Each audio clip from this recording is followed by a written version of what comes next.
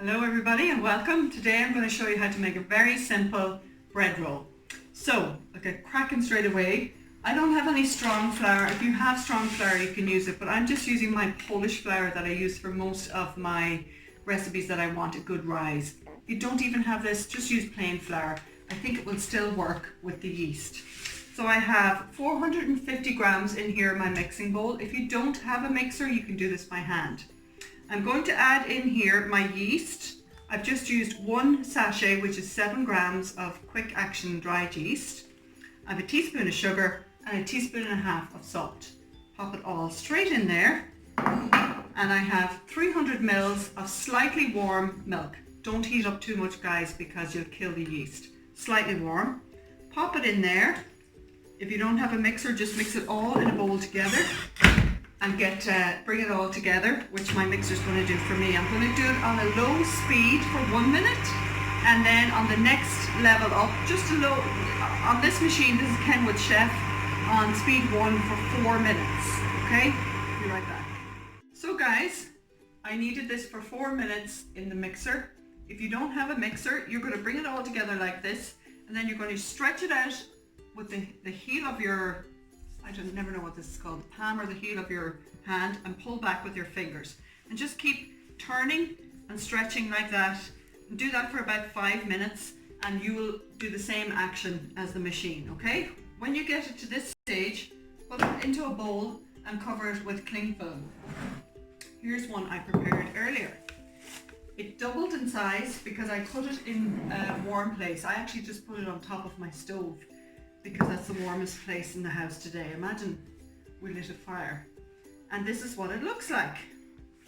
So the thing you have to do is knock back the air out of it like that, and just give it another quick kneading together like that.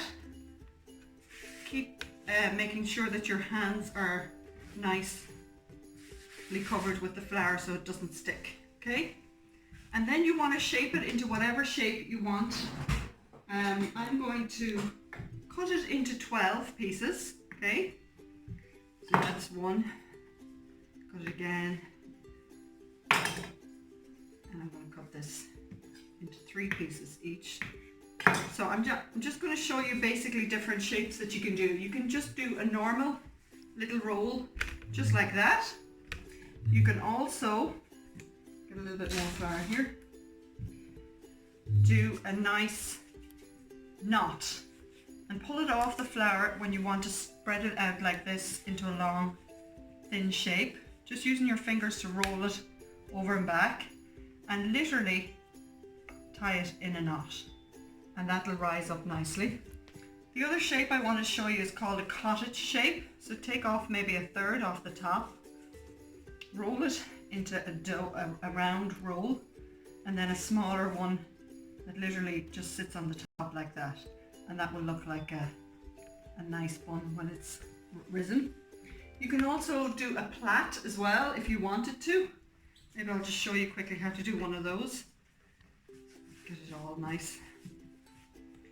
Roll it out into an oblong shape, just like that, and cut it into 3 pieces. 1, 2, 3, and just separate them slightly, but not all the way up to the top.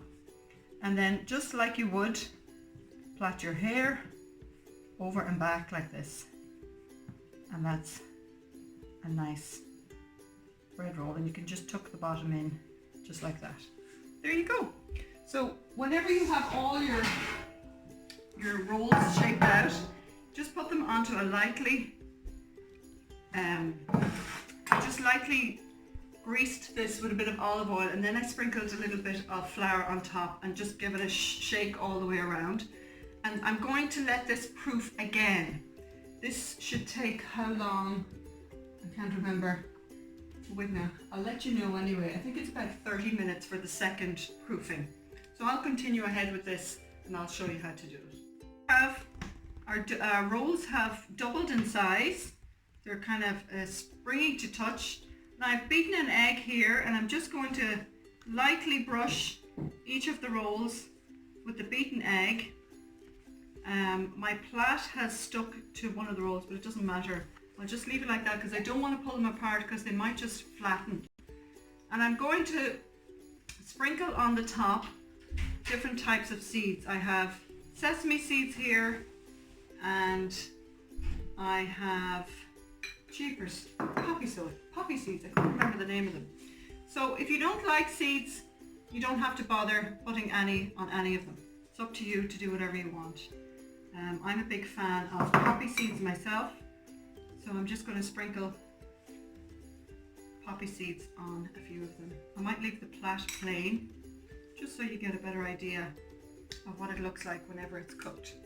Okay, I'm going to pop these into an oven, 200 degrees, and I'm going to cook them for 15 to 20 minutes, and I'm going to check them, around after 10 minutes I'll check them and turn them around.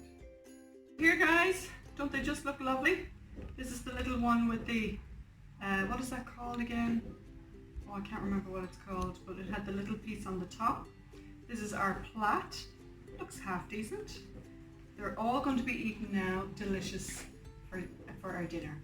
Thank you all for watching. God bless. See you soon.